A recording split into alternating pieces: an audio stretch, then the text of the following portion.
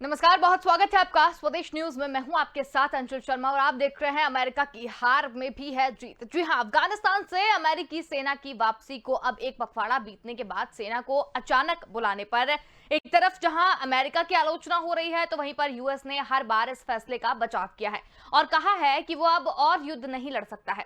America ने अफगानिस्तान में अपने हजारों सैनिक तो गंवाए ही हैं, लेकिन इसके अलावा उसने औसतन हर दिन यहां पर 29 करोड़ डॉलर यानी कि 2135 करोड़ रुपए से ज्यादा भी खर्च किए हैं। दरअसल ब्राउन यूनिवर्सिटी ने एक रिपोर्ट तैयार की है जिसमें यह दावा किया गया है। रिपोर्ट की अगर माने तो अफगानिस्तान में अमेरिकी सेना 7300 दिन तक रही और फिर यहां पर युद्ध से लेकर दूसरे देश के विकास से जुड़ी परियोजनाओं में अमेरिका ने 20 सालों तक कुल 20 खरब डॉलर यानी 1472 खरब रुपए खर्च किए हैं। ग्राफिक्स के जरिए समझने की कोशिश करेंगे कि अमेरिका में हार में जीत कैसे है। अमेरिका को अचानक बुलाने को लेकर जगह जगह आलोचना हो रही थी। यूएस ने हर बार इस फैसले का बचाव भी किया है। ब्राउन यूनिवर्सिटी ने एक रिपोर्ट में यह दावा किया है कि अफगानिस्तान में 7300 दिनों तक रही अमेरिकी सेना और उसके बाद उन्होंने विकास से जुड़ी हुई परियोजना में 20 सालों में 20 खरब डॉलर तक खर्च कर दिए हैं। अमेरिका की असफलता की वजह भ्रष्टाचार रही है। रियान टॉकर जो वहां के हैं, जो कई दिनों तक वहां राजदूत बन के भी रहे हैं, उनके द्वारा ये बात कही गई है। व्यापक स्तर पर भ्रष्टाचार जो वहां पर हुआ है, उसके कारण अमेरिका की ये जो चीजें हैं वो निकलकर सामने आई हैं।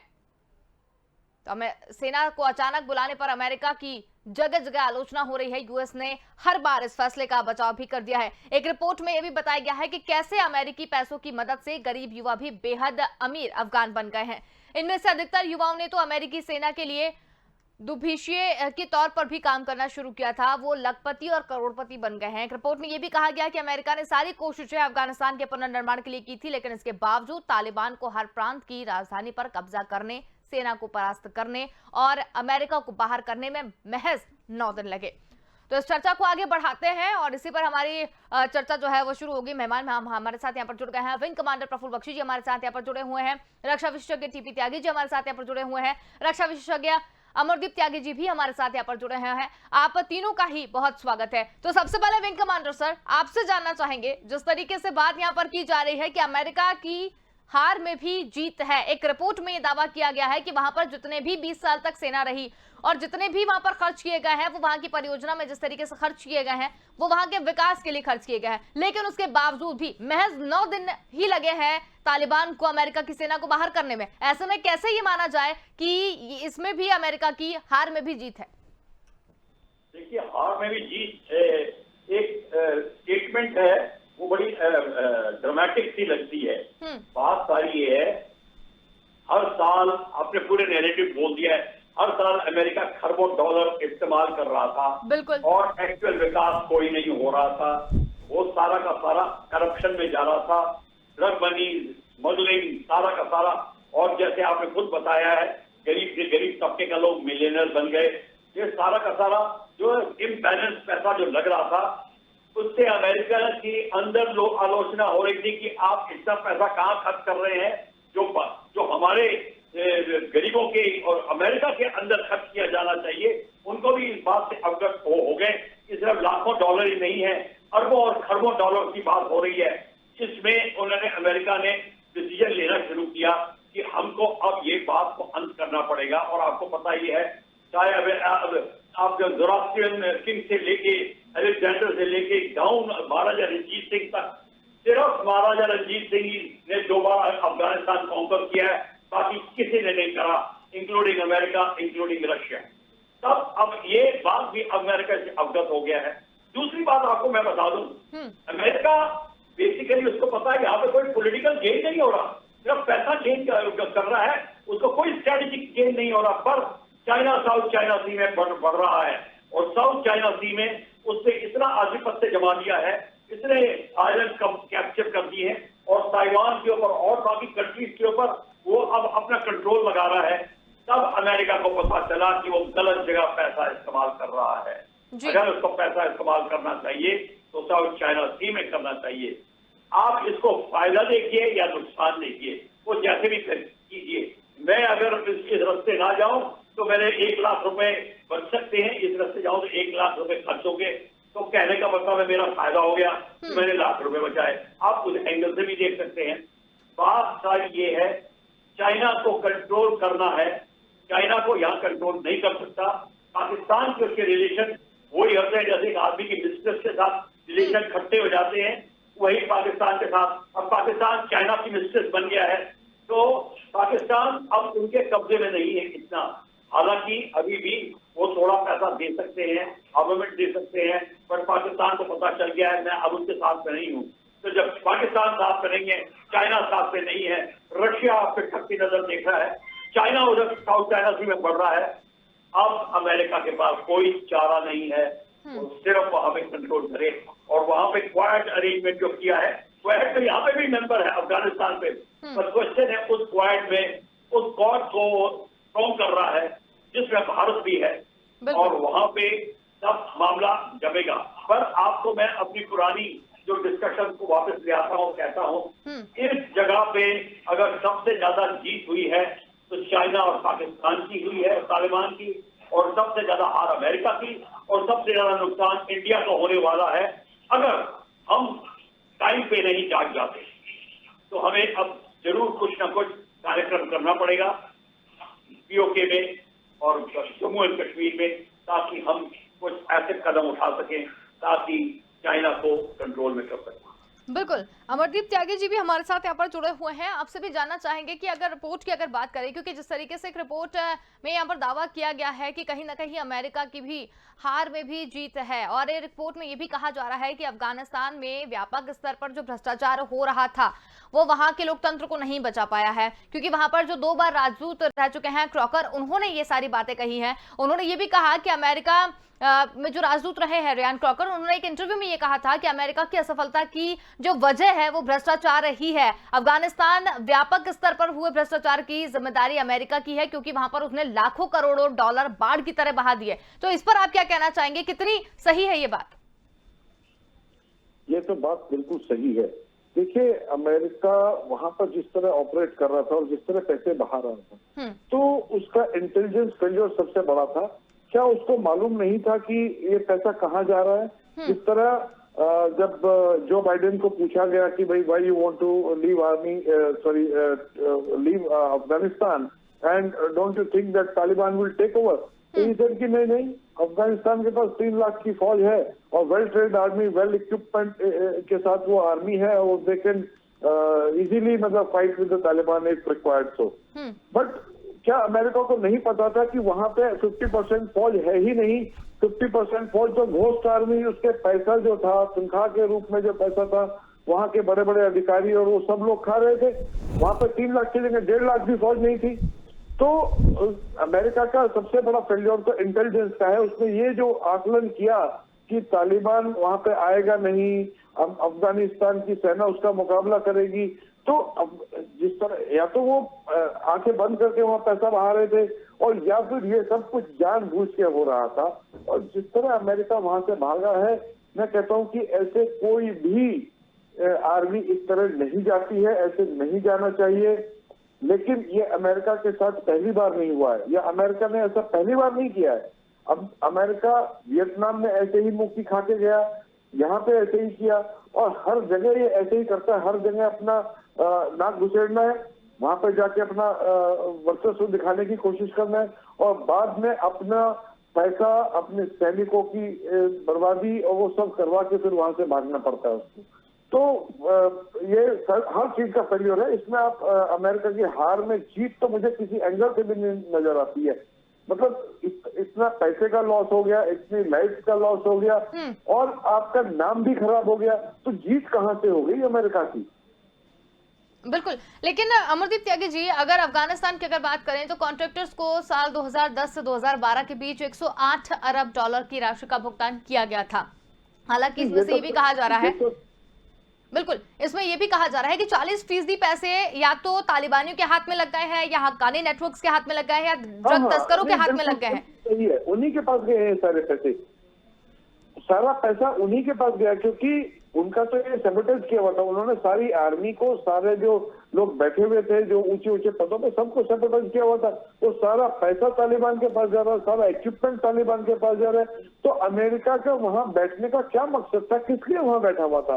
क्या उसका इंटेलिजेंस नेटवर्क काम कर रहा था? अपने इतने बड़े देश की जो आर्मी है, जिसको महाशक्ति और वर्ल्ड की सुपर पावर और व्हाट नॉट, इतने सारे उनको जो एडजेक्टिव दिए जाते हैं, वो सब बेकार है। क्योंकि इस तरह तो कभी हो ही नहीं सकता कि आपका पैसा कहाँ जा रहा है, आपके इक्विपमेंट कहाँ, आपको पता ही नहीं है आपकी फौज वहां पर क्या कर रही है। और ऑब्वियसली वहां के लोगों ने उससे पैसा कमाया है। हालांकि उन लोगों को जो अमेरिकन आर्मी के साथ काम कर रहे थे, उनको भी उसका भुगतान करना पड़ रहा है। मतलब वो तो या तो अपने जान देकर, या जो उन्होंने पैसा कमाया है वो पैसा हक्कानी ग्रुप को और तालिबानियों को देके उनको उसका भी भुगतान करना पड़ रहा है। बिल्कुल, मतलब वाकई में एक बड़ा सवाल ये है। विंग कमांडर सर, आपसे जानना चाहेंगे, एक बड़ा सवाल जिस तरीके से अभी बातों ही बातों में खड़ा हो गया कि इतना पैसा वहां पर पानी की तरह बहाया जा रहा था और हक्कानी नेटवर्क्स के हाथ में लग गया या तालिबानियों के हाथ में लग गया, इक्विपमेंट्स जो है वो उनके हाथ में लग गया। और ये देखा भी गया है कि स्कैंडल के तौर पर हम लोग पहले भी इस बारे में चर्चा कर चुके हैं कि इस तरीके के जो एयर बेसिस है, हथियार है, वो इस तरीके से छोड़ के आना। तो क्या इसके पीछे क्या वजह हो सकती है अमेरिका की, या क्या कर रहा था 20 सालों से वहां पे? देखिए, ऐसा है अमेरिका की, मैं बता रहा हूँ बात। अमेरिका ने अपना 20 साल में उन्होंने अपनी तरफ से ट्रेनिंग दी। भाई देखो, ऐसा है, अगर अमेरिका कर रहा है और हम ये मान के चल जाएंगे अमेरिका ठीक कर रहा है, क्वेश्चन ये है, आपने अपने मन में ये बना रखा है कि अमेरिका अल्टीमेटली सबसे सुपीरियर है। वो सुपीरियर पैसों में है और वो सुपीरियर क्या कहते हैं उसके खनिज पदार्थों वगैरह में है, पर उसकी फौज कहीं सुपीरियर नहीं है। हर जगह उसकी हार हुई है। यहाँ तक कि सेकेंड वर्ल्ड वॉर में देख लीजिए, जब एनिमी स्ट्रांग था तो अमेरिका कहीं नहीं जीत पाया। जब अमेरिका की रसद खत्म हो गया, जब उसका पेट्रोल मिलना खत्म हो गया, तब वो अमेरिका आगे बढ़ने लगा। अमेरिका ने कभी कोई जीत ली नहीं है। तो आप अमेरिका का एग्जाम्पल देखे, वर्ल्ड क्लास एग्जाम्पल मत बनाइए उसको। ये America is not a ideal country. उसने गलत करा, उनके टैक्टिकल मिस्टेक्स थी। उन्होंने अपने ये सोच के किया कि हमको ठीक ट्रेनिंग दे दें, अफगानों को ठीक ट्रेनिंग ही नहीं थी, कि उनकी नीति ही क्लियर नहीं थी कि हमें करना क्या है। यहाँ पे अफगानिस्तान, उनकी नीति क्लियर नहीं थी, इराक में क्या करना है। वहां पे उन्होंने अपना उल्लू बनाया, अफगानिस्तान में उल्लू बनाया। कहाँ गए सैकड़ों में ऐसे लोगों भाग के गए हैं, नाइट सूट पहन के हेलीकॉप्टर में बैठ के गए हैं। आप बताइए इसमें क्या अक्लमंदी है, जो आप बिना कपड़ों के, आधे कपड़ों के नंगे होकर आप भाग रहे हैं एक देश से और कह रहे हैं कि हम जीत गए। अमेरिका की कहीं जीत नहीं हुई है। अमेरिका लकी कंट्री है कि उसकी बॉर्डर पे कोई दुश्मन नहीं है, बस यही उसकी एक उसके टैक्टिकल एडवांटेज, स्ट्रेटेजिक एडवांटेज है अमेरिका की लोकेशन का, और कोई बात नहीं है। इसीलिए मैं ये बता रहा हूँ आपको, अमेरिका ने जितनी गलतियां करी हैं, तभी तो 90 जनरल्स एंड एडमिरल्स, 3 नहीं 4 नहीं 90 ने इनके खिलाफ स्टेटमेंट दी है, उनके खिलाफ इंक्वायरी चल रही है। इतना इस कदर अमेरिका, जो बाइडन का नीति डाउन है, डाउन है। ये अमेरिका की हार है। जिसने ये लिखा है कि अमेरिका की हार में भी जीत है, उसको कोई समझ नहीं है, तभी उसने ये लिखा है। तो आप मान के चलिए, अमेरिका ने अपना उल्लू बनाया है और इसमें इसकी बेइज्जती हुई है। अब वो अपना मुंह बचाने के लिए क्वाड अरेंजमेंट को स्ट्रॉन्ग करने की और चाइना को वहां पे रोकने की कोशिश करेगा। अब हमें देखना है कि इसमें कहाँ सफलता मिलती है। उसको सफलता तब मिलेगी जब हिंदुस्तान, जापान और ऑस्ट्रेलिया अपना वर्चस्व लगा के, अपना जोर लगा के खड़े होंगे और यूरोपियन कंट्रीज अमेरिका का साथ देगी। जैसे हमें इंग्लैंड दे रहा है, क्वीन एलिजाबेथ एयरक्राफ्ट कैरियर को भेज रहा है। ये सारी की सारी चीजें तभी होंगी कि यूरोपियन यूनियन और नेटो कंट्रीज अमेरिका की मदद करे तब। अगर वो नहीं मदद करते तो अमेरिका साउथ चाइना की पीछे निकलेगा, जैसे अफगानिस्तान से निकला है। बिल्कुल, यानी कि सेना को अचानक बुलाने पर अमेरिका की जो पूरे दुनिया भर में नहीं है, सरासर हार है, उसकी नासमझी है।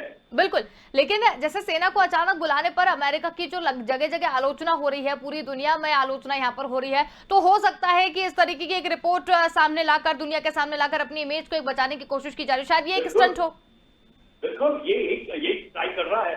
और आपको मैं पहले बता दूं, अमेरिका ने अब जो हमने सबसे ओपनिंग प्रोग्राम में आपको बताया था, अमेरिका ने सबसे बड़ी मिस्टेक करी है कि उसने ऑक्यूपेशन फोर्स का ड्यूटी नहीं निभाई। जो जिनेवा कन्वेंशन में उसने साइन किया है, उसमें ये लिखा है, अंशुल आप ध्यान से सुनिए, एक ऑक्यूपाइड कंट्री जब ऑक्यूपाई करता है, जैसे 20 साल किया, तो उस एरिया कोई डेवलपमेंट, उस एरिया की लॉ एंड ऑर्डर, एवरीथिंग उसके हाथ में होती है। और यहाँ तक कि एजुकेशन प्रोग्राम, एग्रीकल्चर, सब कुछ उसके हाथ में पड़ता है। बिल्कुल। और जब वो खाली करता है तो पीसफुल एटमॉस्फेयर बना के, इलेक्शन करके, एक रिकग्नाइज्ड गवर्नमेंट को सौंप के सारे ह्यूमैनिटेरियन एंगल्स देखकर खाली करता है। अमेरिका ने कुछ नहीं किया, सब जगह मार खाई है। तो सबसे पहली बात है, जो उनको ह्यूमैनिटेरियन लॉ दोबारा सिखाना पड़ेगा। बिल्कुल, ये सबसे बड़ी प्रॉब्लम है। बिल्कुल। तकनीकी कारण की वजह से टीपी त्यागी जी हमारे से कट गए थे, अब वापस से वो हमारे साथ यहाँ पर जुड़ गए हैं। त्यागी जी, आपसे भी जानना चाहेंगे, जिस तरीके से अमेरिका की जीत में भी हार में भी जो जीत है, इस पर हम डिस्कशन कर रहे हैं। विंग कमांडर सर से हमारी बातचीत हो चुकी है, अमरदीप त्यागी सर से हमारी बातचीत हो चुकी है। आपके क्या विचार हैं इस बारे में? मैं तो समझता हूँ कि अमेरिका के वापस जाने से बाई प्रोडक्ट दो निकले हैं।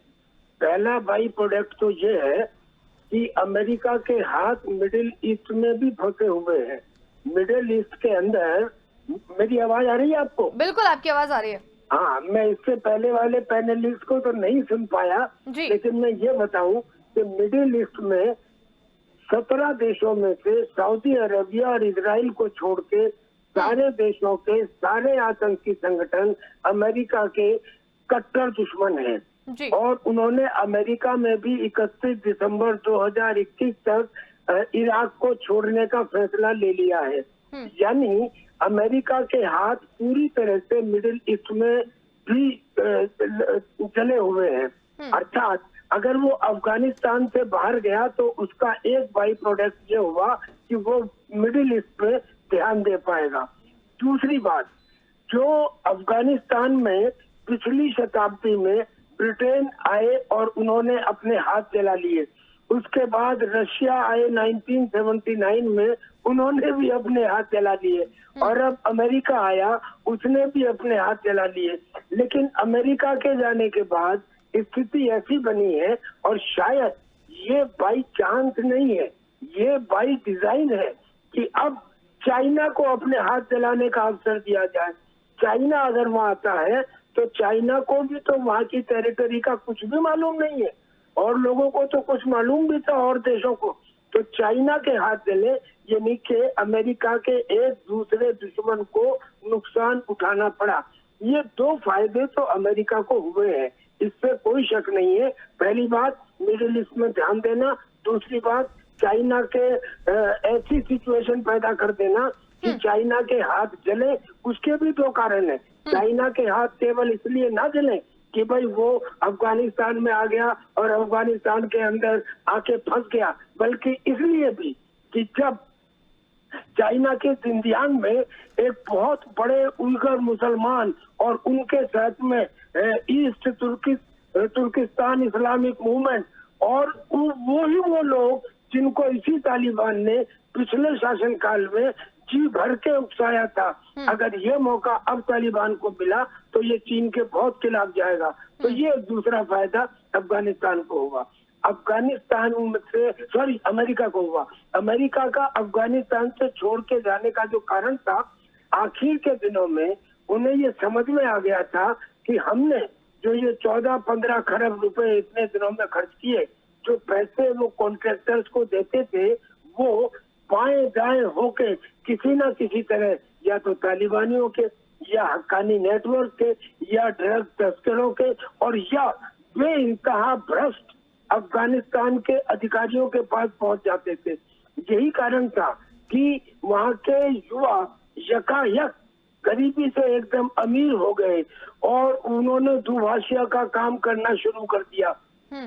तो जब अमेरिका को ये समझ में आ गया तो फिर उन्होंने अपना हाथ खींचा और उन्होंने अफगानिस्तान की सरकार यानी कि अशरफ गनी के मुकाबले तालिबान को एक तरफ से उकसाना, एक तरफ से सपोर्ट देना शुरू कर दिया। वो समझ चुके थे कि अब तालिबान आएगा। अब जब तालिबान आएगा तो उन्होंने अशरफ गनी से झूठ बुलवाया। उन्होंने झूठ बुलवाया, उनको मालूम था कि तालिबान काबुल पे आने वाले हैं, लेकिन झूठ बुलवा के ये कहलवाया, और ये रिकॉर्ड के ऊपर है, ये कहलवाया कि नहीं हम आखिरी सांस तक लड़ेंगे और सब लड़ने के लिए तैयार हैं। लेकिन तब तक अफगानिस्तान के सिक्योरिटी फोर्सेस का तालिबानाइजेशन हो चुका था और उन्होंने हथियार डाल दिए।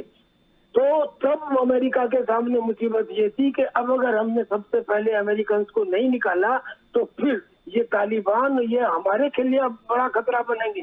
लिहाजा उन्होंने इसको कॉन्फिडेंशियल रखते हुए एक स्पेशल और सीक्रेट गेट खुलवाया काबुल एयरपोर्ट के ऊपर, जो केवल अमेरिकन फोर्सेस को और अमेरिकन लोगों को या अमेरिकन के सपोर्टर्स को लाने के लिए था। उस समय उनकी रिक्वायरमेंट ये हो गई थी कि अब किसी तरह से अफगानिस्तान से निकले। अब ये निकले, कुल मिला के 3 पॉइंट हुए।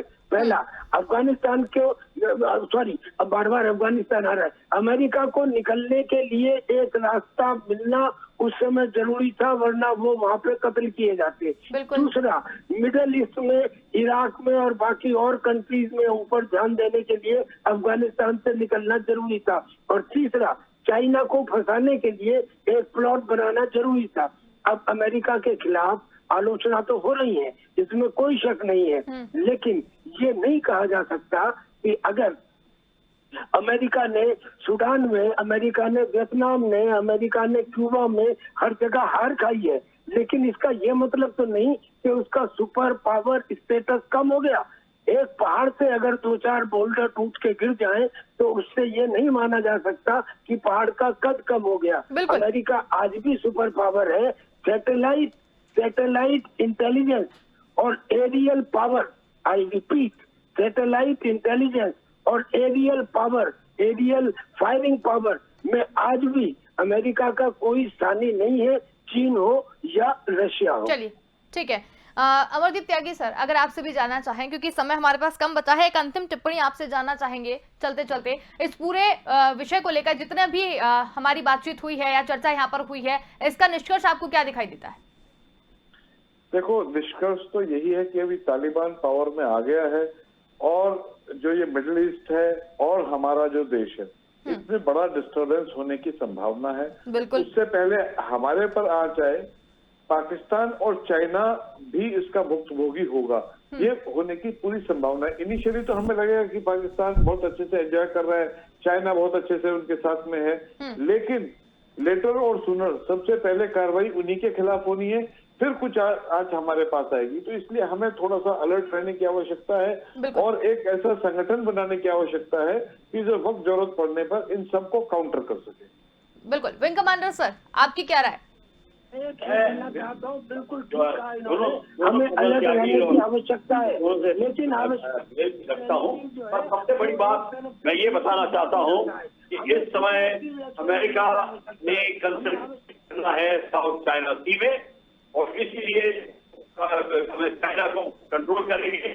और दूसरा ये है, इस समय अमेरिका ने लूजिंग एनी मूवमेंट, अब ये नहीं होगा कि उरी में हुआ तो हम सर्जिकल स्ट्राइक करेंगे, पुलवामा में हुआ तो बालाकोट में स्ट्राइक करेंगे। रिएक्शन नहीं, अब एक्शन की आवश्यकता है।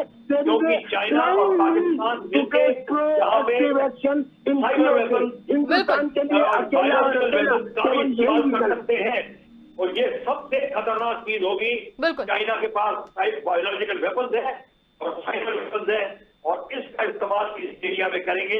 इसलिए रशिया और अमेरिका मिलके अगली नीति बना रहे हैं भारत के साथ। पहली बार दोनों ने मिलकर भारत को बुलाया है, इसीलिए बुलाया है कि कंडीशन बड़े सीरियस हो गए। बिल्कुल, बहुत ही अच्छी चर्चा यहाँ पर रही। आप तीनों ने समय निकालकर हमारे साथ में चर्चा में शामिल हुए, बहुत धन्यवाद। तो यहाँ पर हम बात कर रहे थे अफगानिस्तान से अमेरिकी सेना की वापसी को लेकर। अब एक पखवाड़ा बीतने के बाद में भी सेना को अचानक बुलाने पर एक तरफ जहां अमेरिका की आलोचना यहाँ पर हो रही है, तो वहीं यूएस ने हर बार इस फैसले का बचाव किया है। और इस पूरी चर्चा में निकलकर यही सामने आया है कि किसी भी तरीके से हार में जीत तो नहीं है। अमेरिका ने जो किया है और जिस तरीके से एकदम से पीछे हटा है, उसके पीछे एक बड़ा स्कैंडल हो सकता है, लेकिन उसके बाद में भी सिर्फ एक ये खाना पूर्ति हो सकती है कि इतने बड़े खर्च को बचाना भी उनकी हार में जीत है? हालांकि वहां पर जिस तरीके से नरसंहार हुआ है, वहां की जो स्थिति अभी यहाँ पर देखी जा रही है और तालिबान ने जिस तरीके से वहां पर कब्जा किया है, ये बहुत निंदनीय है। फिलहाल के लिए इतना ही। देखते रहिए स्वदेश न्यूज। नमस्कार।